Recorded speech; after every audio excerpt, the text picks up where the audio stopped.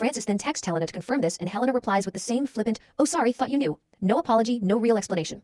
I was so upset, as I think you all can understand. I tried in vain to pin down Helena for lunch or dinner just so that we could discuss. I didn't even want to yell at her. I just wanted to understand what WTF had happened. After several cancellations, etc. on her part, I finally got her to have coffee with me. During this coffee, I apologized again about not telling her about my engagement earlier and asked if everything was all right between us. She once again confirmed that she was over any negative feelings she had about that and that us being unbridesmaided was just a logistical decision.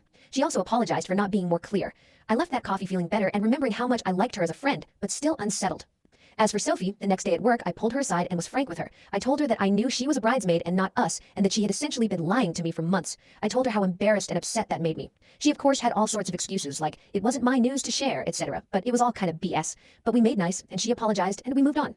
I decided that as a mature adult, I could choose to not let this whole thing upset me, distance myself from the negativity, and just try to focus on my own wedding and coming to peace with the situation.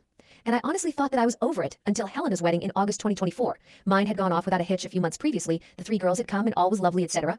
But sitting in the church for Helena's wedding, I started noticing a few things.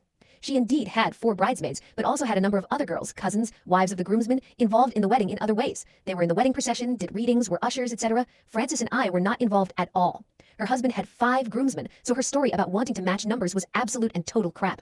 Once we moved to dinner, which was seated, there came the final nail in the coffin for me. Francis and I were sat at a table at the ass back of the room, y'all. Not even the ass back of the main room. No, we were at the ass back of the tent that had been added for overflow. We may as well have been in Timbuktu for all that we were considered at this dinner.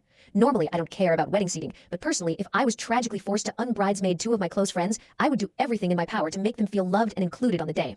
Clearly, Helena either did not think about us at all, or more likely thought about us and then decided she didn't give a shit.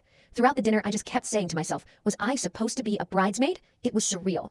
But in order to keep things civil, Francis and I smiled and chatted with everyone, tried to have a good time, and danced all night.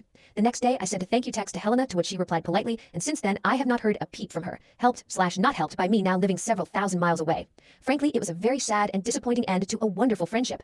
I'm mostly just so confused about what happened, why she became so distant, was it my secret engagement, and why is a grown-ass woman incapable of opening her mouth and communicating? Thank you for sticking with this little rant. It was extremely cathartic to write.